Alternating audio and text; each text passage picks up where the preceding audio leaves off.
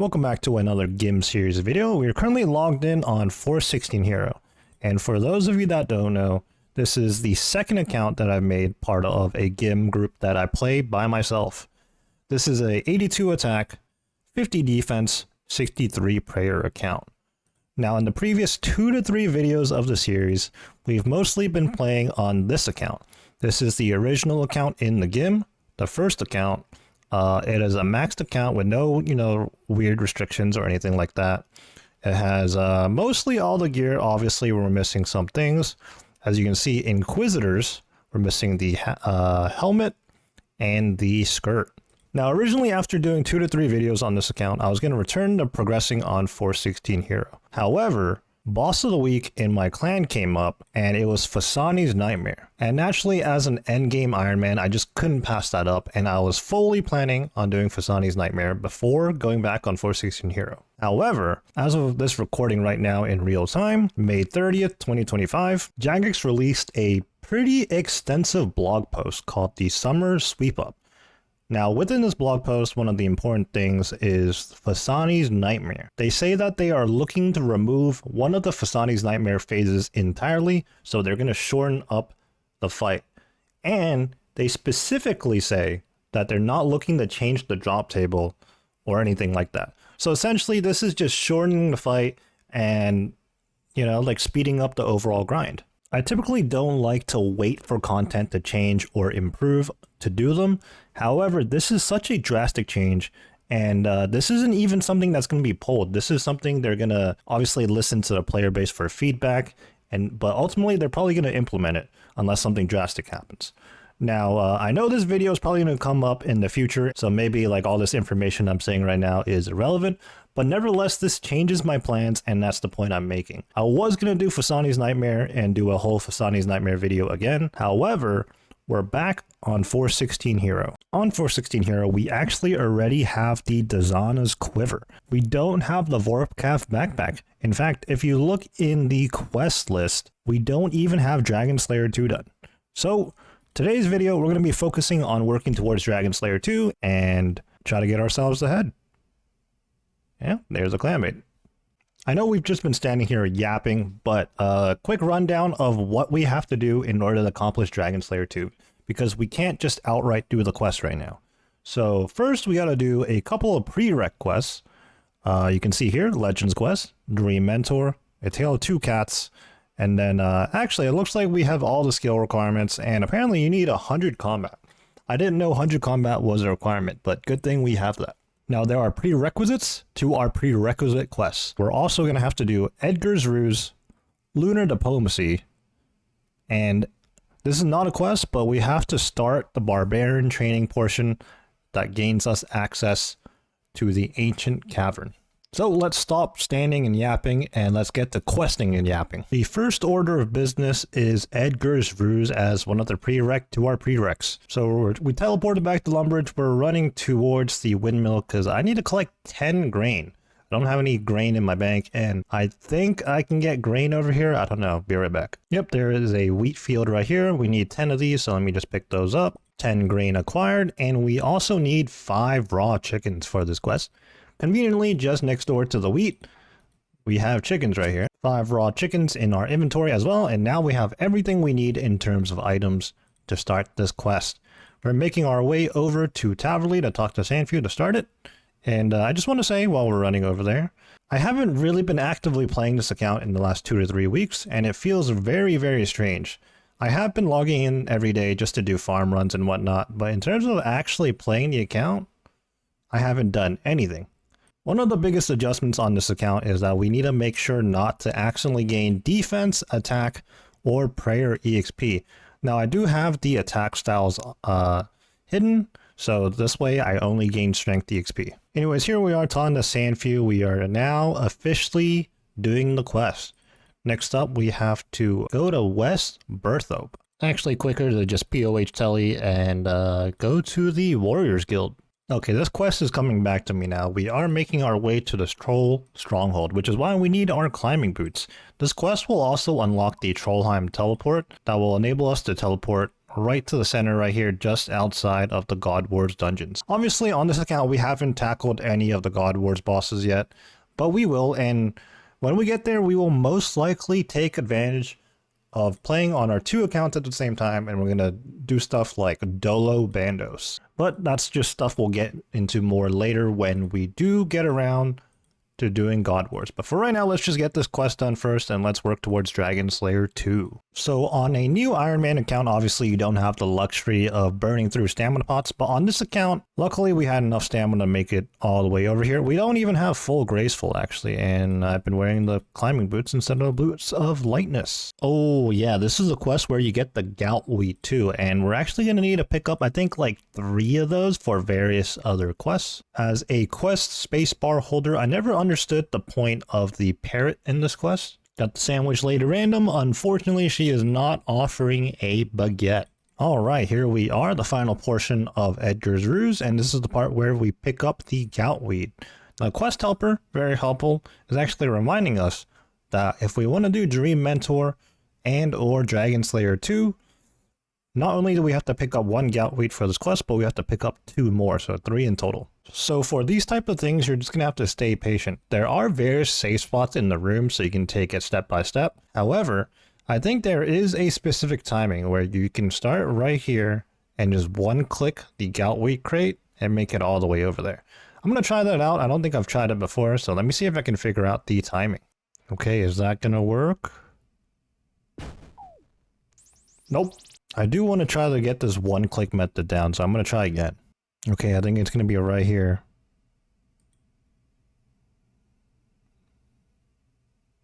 Oh, nope. Oh, this looks promising. Okay, that's 1. 2 more to go. Oh, I was not expecting that one to work, but I guess it did. Oh, it looks good. All right, 3 out of 3. Not too bad. Back in Taverley to talk to Sandfew, and we're going to finish up the quest right here. There it is, Edgar's Ruse completed. We get a quest point, 11k Herblore EXP, which is actually pretty massive, and the Trollheim teleport spell. After completing Edgar's Ruse, I went ahead and did, usual Iron Man stuff, farm run, birdhouse run, and whatnot. And now we're looking ahead to the next set of quests we need to do. And then I made the realization, it's actually pretty massive. I mean, obviously we are working towards Dragon Slayer 2, but in the process of doing so, we're actually going to finally unlock the Lunar Spellbook. And that's because up next, we're going to work on Lunar Diplomacy, and to follow that up, we're going to work on Dream Mentor as well. I think I have everything I need for this quest in my inventory. We just have to talk to some NPCs to get started. Yep, now we just have to talk to the dude in the long hall to get a seal of passage, making our way over to Moon Clan Island. Actually, if I remember right, it stops us? Yeah. If you think about all the times you have to sail in this game, and no, I'm not talking about the sailing skill coming up, but all the times you have to sail in this game, something always goes wrong. The very first thing I can think of is in Dragon Slayer. Your ship actually gets absolutely destroyed by Elvarg. Okay, after running around the ship, up and down the ladders, we finally made it onto the actual island, making our way over to this weird chicken-legged house. This is where we're going to be able to buy astral runes from Baba Yaga here, but personally, I'm probably going to be making or rune crafting the astral runes myself. I think almost any spell you can think of on the Lunar Spellbook will probably require astral runes. So this portion of the quest is a little bit interesting. You need a Guam leaf, this vial of water, you combine that, and then you combine it with the Marentil. Now I believe if you drop this or destroy it, you can make these over and over again. You can ask for more vials, and it's actually pretty good early mid-game Iron Man herb EXP. Now personally, that's not an issue for us, so I'm just going to continue on with the quest. However, if you're struggling for herb EXP as an early game Iron Man, this is something you could consider because Guams and Marentils are pretty easy to get, and it's actually pretty good EXP here. Okay, so I wasn't actually very prepared for this portion. I'm in my graceful armor here. I do have my salad blade, but I mean, I'm a 50 defense account. So far so good though. I do need to kill 4 of these to get 4 hides. Looks like we're not taking too much damage. Okay, I was a little bit mistaken. We're not here after the hide right now. We're actually after the tooth. But we will need 4 pieces of hide, I think, later in the quest. I think that's for making the lunar armor. So let's go ahead and do that right now. But as we're killing the Sukla, looks like we pestle and mortared the tooth that we got. And now we mix it into the vial. And that's the waking sleep vial completed. We're now at the portion of the quest where we have to visit the 4 different elemental altars. We're heading to the air altar right now, and we are just going to go through the abyss. I think I have an air talisman, but I don't have the other talismans. And, you know, a little bit risky here. We are briefly in the Wildy, but I think we're okay. Okay, after one trip through the abyss, we are now skulled. A little bit suspect here. You know, we got our cash stack on us. We got our graceful, our Inferno cape. Salad blade, everything is fine, you know, we just have to keep our eyes peeled. No one really PKs here, but you never know. Realistically, you should not even be taking these risks. There's no need to, but I'm just being lazy right now. So while I'm running through the abyss for 2 more of the altars here, so this process was to just create the lunar staff, which I think for all intents and purposes, it is the same as the Draman staff in terms of using fairy rings. It probably has a little bit better stats, attack stats, defense stats, and prayer. Maybe, I don't know. We now need to make our way back over to the Lunar Isle. The fastest way I can think of without having the access to the TP right now, I think, is going to the Kingdom of Miscellanea and then taking the ship over here. We're down here in the mines and we just needed to mine the 1 stalagmite, but it looks like the quest helper does tell us to grab 3 extra ores for the Femnic Exiles quest. Honestly, I don't know if we're going to be doing Femnic Exiles, except for maybe the quest point and whatever EXP rewards it gives us, but I mean, Femnic Exiles unlocks the ability to get the Natus Knot face guard, and we can't even wear a Natus Knot helmet, so much less a face guard, so in terms of that aspect, that's not important to us. So the lunar outfit I mentioned earlier, this is the first piece, this is the helmet. Now we just have to run around and talk to various NPCs on Lunar Isle to get our full lunar outfit. We just talked to, what's this NPC's name over here? Pauline Polaris over there, and we got ourselves the cape. Once again, back outside at the Suklas, we just have to kill 1 more of these. This time around, it's going to drop us a tiara. And we already have the 4 hides. I'm going to speak to this one NPC called Meteora back there in the southwest, and I believe that's when we're going to get the clothing. And there's the tiara. Can we wear this? We can't wear it. Disappointing. Okay, so we essentially traded in the tiara for this amulet that we can barely even see on our actual character. They got this spot, and this gives us the ring. Finally, we just have to talk to this one NPC to get us the other pieces of clothing remaining. The top, legs, I think gloves, boots maybe? I think there's boots. Okay, the NPC just tans our Sukla hide. Now we have to make them ourselves. So the torso, the trousers, the gloves, and the... Oh, we're out of thread. What the... Okay, and as I was saying, the boots. Now this is the full lunar outfit, and I think the NPC probably has our lunar staff right now. I think we get that back in a bit. So for our situation, this isn't really relevant, but if you're an early game Ironman, like I said earlier, you're probably going to do this quest a lot earlier to unlock the Lunar Spellbook, and this lunar armor is actually pretty decent in a pinch if you're looking for some magic bonuses. Okay, we're about to head into the iconic Dreamland as part of the lunar diplomacy. We have our full lunar outfit on, and I don't believe there's actually any combat for lunar diplomacy. There's Dream Mentor where there's combat, so we should be fine to just head in there. Oh, we got flashbanged. Here we are. First up, we're doing the racing portion of the challenges. Now let me know, has anyone actually failed this? I don't know if you can actually fail this or not, but basically you're on this side where you have to jump over these hurdles. The expert over here just gets to take a sweet ass time walking over there or something, I don't know. But we got these like long ass animations jumping over these hurdles. Oh, okay. Try again. Oh, these things actually take damage. We do have 2 pieces of Chrom Wand on us. But yeah, I'm not entirely sure if the game will let you lose. Maybe you can, I don't know. I don't think I've ever lost this before. First time for anything, though. It's not looking good right now. Hopefully we make it first try here. Oh, we do? Okay. Nice and easy. Next challenge is this weird number challenge. I don't really remember this one, to be honest. But this is what Quest Helper's for. It's probably just like doing math or something. Oh, it's patterns. Okay. So for the entirety of this account, we've always used Quest Helper anytime we needed to do quests. But I mean, honestly, it's been quite a while since we last did any quests on this account. The last couple of things we did were the Inferno, the Quiver, and stuff like that.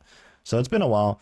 Let me know what you guys think about the quest helper. Honestly, you know, if you're making an account and you've already done the quest several times over, it's probably nice to just get the quest done as soon as possible. But I guess if you're a first-time player, maybe the quest helper can kind of break the immersion and maybe affect your enjoyment of the game a little bit. I don't know. Okay, so we're at another challenge, and this is kind of like the mime challenge where you just have to copy the emotes, I think. That was a quick challenge. On to the next. Flipping dice until we get a correct number. Nothing too interesting on this one, honestly. Oh no, I hated this part because the jumping from puff to puff is just so slow. The animation takes so long, so okay, at least we now know the first 2 rows, but look, there's 1, 2, 3, 4, 5, 6, 7 rows. So this is going to take quite some time, unless we get lucky. Okay, as I take 10 years to hop through and finish this little memory game here, which actually isn't a memory game because the quest helper is just drawing out the lines for us, I do recall that there actually is a little bit of a boss fight towards the end of this quest, actually. I know initially I said there wasn't any fight, any combat until Dream Mentor, but I guess I was wrong. So recently we did Yama, and if you didn't know, within the Yama fight, there is a section where you're just hopping over rocks, and it's actually very satisfying compared to this right here, because in Yama, there is no delay from when you hop from one rock to the other. But here, there's like a, 2-3 second, what feels like an eternity. I bet if Lunar Diplomacy was a quest that came out today, they would not make these long drawn out animations. It'd be similar to the Yama rocks where you're just hopping from one to the next, like every tick. Okay, we once again picked wrong on the last row, so here we go again. As a quick side note, we're currently fishing anglerfish on wait for it. Can never have enough of those. Unfortunately, making the last row of these puffs here took us the 4th and final attempt because I was just trial and erroring each one from the west to east. And turns out it wasn't any of the first 3, so it's the last one here. And here we go. What have I learned? Absolutely nothing. We're racing this guy to chop 20 logs, I guess. That's our log pile over there. I don't actually have a lot of room. I didn't hit the bank before I came in here. That would have been better. Chopping these trees makes a pretty interesting sound. Got done with the wood cutting section. Now for the final challenge, and this is the part where we fight this guy. Or actually, we're fighting me. Can I use my Blade of Saildor? We cannot. Just gonna have to staff bash with our lunar staff here. Nothing too crazy here. It apparently does teleport us, teleports himself. We should use our prayer here just to speed this up a little bit. Okay, that actually went by so quickly. We read my life here. We're out of the Dream Island instance or whatever you want to call it. Making my way over here to talk to the one, how do you pronounce this? One Iromancer? Doesn't really roll off the tongue well. But anyways, we're talking to her right here to complete Lunar Diplomacy. We got 2 quest points, a little bit of magic XP, a little bit of runecraft XP, 50 astral runes, massive stocks, and honestly, biggest thing, ability to use Lunar Spellbook. We can swap, obviously at our POH, but also at the astral altar right here. Now, this was actually a pretty big milestone in the account. I mean, we're unlocking a whole new spellbook. Originally, when I hopped back on the account, I was like, oh yeah, Dragon Slayer too, but I didn't really think much of the Lunar Diplomacy questline. But here we are, Lunar Spellbook. We're going to be able to Venge. We're going to be able to Spellbook swap, which is going to be huge for stuff like Tob, the Theater of Blood. Although, I think some of these spells are locked behind the next quest that we have to do anyways, Dream Mentor. Real quick, in between questing, we're going to do a birdhouse run real quick. I also did a farming contract, but this birdhouse run pretty big. We're going to get a level right here. We're going to hit 80 Hunter. Now, what does that unlock us? Herbivore, so that's pretty good. So for Dream Mentor, we have mostly everything we need sitting already in our bank. However, we do need to pick up some food because we're going to have to give food to this NPC. Now, yeah, so this is the correct NPC I want to talk to. I want to pick up 3 empty sacks. And this is because we're going to be required to pick up a lot of food. Now, we're going to be using onions, potatoes, and cabbages, I think. And we can actually store those in these empty stacks, if I'm not mistaken.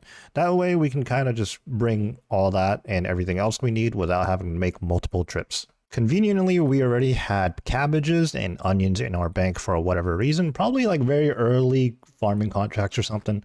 But we're here in this potato field. We're going to pick up 10 of these, and that's 10 potatoes all in this sack now. We're just going to hit the bank, and we are ready to start this quest. Also, with the completion of Lunar Diplomacy, I do believe we can now use the POH teleport to Lunar Isle. Yep. We are here in the mines on Lunar Isle, and we got to help this fallen man right here. You know, a little spoiler alert, but unfortunately, this guy ends up being absolutely useless. He's supposed to be helping us in a fight down the line, but he's really not going to do anything. Also, I swear this UI is new. I don't remember this. I don't know. So the reason we have these sacks of different food is because we have to give him food, but each time we give him food, we have to give him a different thing. So we can't give him like a potato 2 times in a row. A fail-proof way for us to do this is to just withdraw 1 of each from each sack. Pretty iconic part of the quest right here. We're now accessing this guy's bank, and it's interesting. It's always interesting to take a look at what he has in his bank. It's like a bunch of random junk. Okay, maybe this isn't random junk after all. I mean, there's some pretty nice things in here. You got barrels here like the Aram's rope top, the Carol's leather top. You got the iconic dragon chain body. You got the whip, ranger boots even. And I guess we're supposed to take these out for him. All right, we gave this guy his gear, and now he looks like an absolute unit. Actually makes no sense, because why on earth would you ever put on this combination of gear? I don't know. You got magic armor, you got range boots, a D-med helm, and a melee weapon. He doesn't even have barrels gloves. So the goutweed we picked up earlier from Edgar's Ruse, we picked up 3 of those actually, used 1 for that quest, and now we're going to use a second one for Dream Mentor here. We made this dream potion, and we're going to go ahead and gear up and prepare for a fight. So if I recall correctly, there are actually several fights we're about to be doing, but all of them are going to be weak to magic. So we geared up in our Blue Moon set, and we got ourselves the Tumikin's Shadow. Well, I guess without wasting any more time, let's just hop in there. Let's bring this guy along with us. He's totally going to be of help. And an interesting thing about this instance is that you can't actually TP out. The only way out is through that book right there, and you right-click leave. Or I don't know if it's that book, but you have to click on something in here to TP out. Regular TP spells and even the escape crystal for hardcore Ironman don't work. Now I know this because I actually have a friend who played in hardcore, and he died in here, unfortunately. To be fair, he was like relatively new to the game, and he decided to play hardcore anyways. But yeah. The inadequacy. Oh yeah, you can't use prayers in here, that's right. Let's go ahead and put our occult on. Hopefully these Karam ones I brought in are going to be more than enough. Ow, this actually hurts. Okay. Now, I believe this one you can actually save spot. Did I do this correctly? But you do have to be careful, because if you don't save spot it correctly, you could get trapped here. So yeah, right here you can right click leave, but you actually have to be over on this side where the everlasting is. You can't leave from the tile I'm standing on right now, so it can be pretty dangerous. But we are overgeared and overleveled for this fight, so honestly not too bad. The untouchable. Ow, a 15? Well, at least this guy is avenging us, but as you can see, he's not even hitting the boss. Okay, the elusive, the final thing. This little thing hit me for 8, and of course it TPs around the room somewhere. It's so funny to be using a Tumikin's Shadow here. I think at this point, typically people would be like, I don't know, like Ivan blasting or something. It's like the giant mole, it's digging around everywhere. Well, true to its name, it is elusive. That should be it, right? Yeah, and this guy gets the job done. Here we go. And that should be it. Once again, we just have to talk to the NPC to finish up the quest. Let me make sure I have my seal of passage back on, because I think at this point, if I talk to any NPC and I don't have it on, they're just going to kick me off the island, which is pretty annoying.